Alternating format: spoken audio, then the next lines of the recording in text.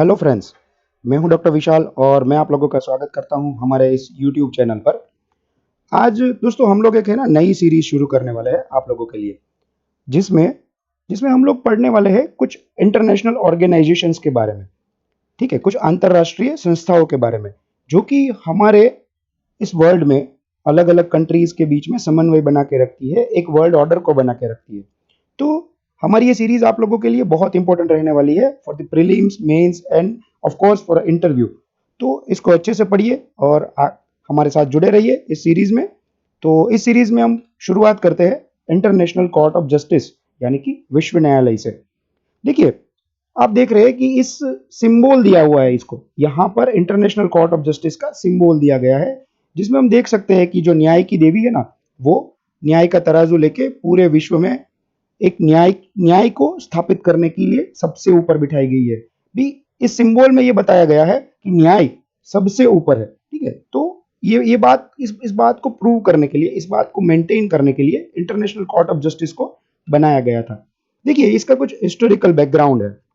International court of justice को बनाया कैसे गया था? तो एक लीग ऑफ नेशन, ठीक है, by the league of nation 1920 में, 1920 में इंटरनेशनल कोर्ट की स्थापना की गई थी as a permanent court of international justice. ठीक है, उसको सबसे पहले बोला जाता था permanent court of international justice. तो 1920 में इस संस्था को बनाया गया था।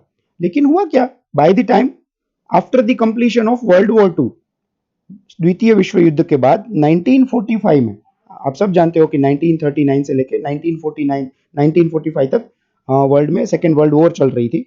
तो आफ्टर द कंप्लीशन, मतलब 1945 में जब वर्ल्ड वॉर टू खत्म हुई ना, उसके बाद ये जो लीग ऑफ नेशन थी ना, उसको खत्म कर दिया गया और उसके साथ ये पीसीआईजे यानी कि permanent court of international justice को भी खत्म कर दिया गया और उसको नया नाम दिया गया international court of justice.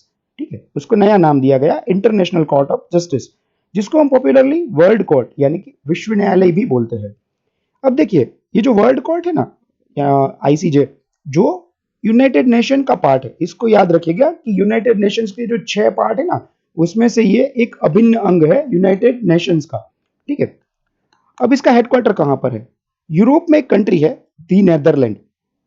The Netherland का एक सिटी है Hague city, the Hague city. तो यहां पर द हॉग सिटी में इंटरनेशनल कोर्ट ऑफ जस्टिस का हेडक्वार्टर है। जहां पर ये लोग बैठते हैं ना, ये आप फोटो देख रहे हो, it is a photograph of the piece palace. ठीक है, तो नेदरलैंड के द हॉग सिटी में ये जो पीस पैलेस करके जगह है ना, it is a headquarter of international court of justice. तो ये आप बहुत ही ब्यूटीफुल पिक्चर है जिसको आप देख सकते हो। तो ये हेडक्वार्टर है इंटरनेशनल कोर्ट ऑफ जस्टिस का।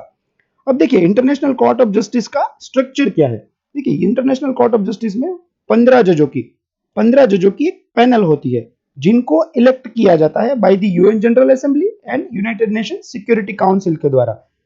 इनको है ना 9 ईयर्स के लिए, 9 साल के लिए इलेक्ट करके इस पैनल में भेजा जाता है फॉर द पैनल ऑफ 15 जजेस इन आईसीजेआई। लेकिन इसमें ना एक बात बहुत इंपॉर्टेंट है जिसको याद रखने जैसी है कि किसी भी एक कंट्री से एट ए टाइम यानी कि एक समय पर सिर्फ और सिर्फ एक जज रिप्रेजेंट करेगा आईसीजेआई में। ठीक है, किसी एक कंट्री से एक साथ एक से ज्यादा जजों को रिप्रेजेंट नहीं किया जाता है आईसीजेआई में। ठीक है, तो ये 15 जजों की पैनल रहेगी जो 9 ईयर्स के लिए काम करेंगे।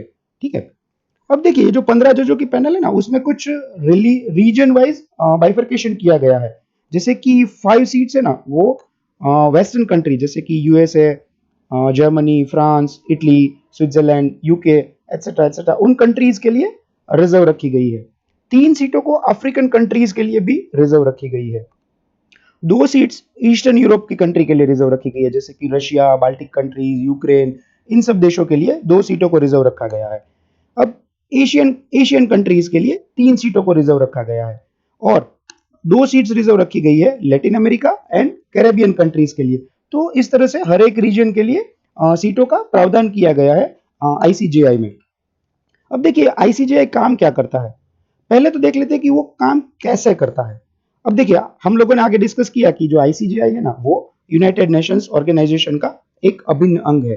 तो यूनाइटेड नेशंस की जो काम करने की प्रणाली ना, उसको बोला जाता है द यूएन चार्टर। ठीक है, यूएन चार्टर का आर्टिकल 93 यूएन चार्टर का आर्टिकल 93 अपने आप में बताता है कि जो यूएन के मेंबर है, जितने भी कंट्री यूएन के मेंबर है ना, वो ऑटोमेटिकली आईसीजे के स्टैट्यूट में आएंगे, ठीक है, उसकी कार्य क्षेत्र में आएंगे। समझ में आई बात? तो यूएन चार्टर का आर्टिकल 93 बताता है कि यूनाइटेड नेशंस ऑर्गेनाइजेशन के जितने भी मेंबर कंट्री है ना, वो अपने आप में directly under the statute of international court of justice रहेंगे।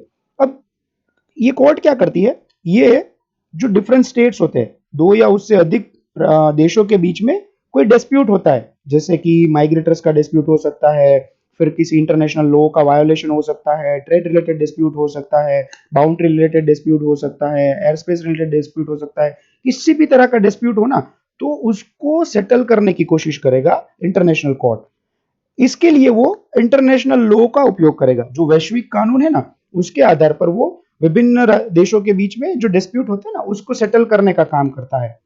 अब ये जो काम होता है ना, उसमें एक बहुत बड़ी प्रॉब्लम है कि इंटरनेशनल कोर्ट के द्वारा जो भी ओपिनियन दिया जाता है ना, it is an advisory opinion, ठीक है, it is an advisory opinion. इसका क्या मतलब होता है कि जैसे कोई दो कंट्री, हम समझ लेते हैं कि भाई एग्जांपल के लिए इंडिया और Pakistan international court of justice में गए कोई केस लेके, जैसे हम समझ लेते हैं कि कुलभूषण यादव जी का केस लेके इंडिया और पाकिस्तान इंटरनेशनल कोर्ट में गए। अब इंटरनेशनल कोर्ट ने बोला कि भाई पाकिस्तान को कुलभूषण यादव को छोड़ देना है, उनको इंडिया को हैंड ओवर कर देना है। अब देखिए, एक चीज होती है कि या तो दोनों कंट्री उसको मान लेंगे, मतलब इंडिया और पाकिस्तान दोनों आईसीजे का वर्डिक्ट मान लेंगे, और पाकिस्तान जो है फिर उसको सौंप देगा इंडिया को। अब ऐसा हो सकता है कि भाई इंडिया मान ले और पाकिस्तान ना माने, देन इसके द्वारा दिया गया जो ओपिनियन होगा ना, it will not reflect anything, ठीक है, फिर उसको उसको इंप्लीमेंट नहीं किया जा सकता है।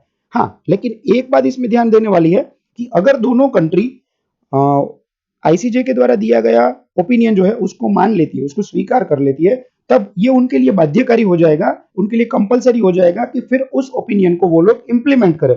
कि भाई एक बार अगर इंडिया और पाकिस्तान दोनों ने मिलकर मान लिया कि भाई हम लोग कुलभूषण जाधव को सौंपने वाले हैं इंडिया को, तो फिर पाकिस्तान अब ऐसा नहीं कर सकता है कि वो बाद में ना बोल दे, फिर उसको मानना पड़ेगा।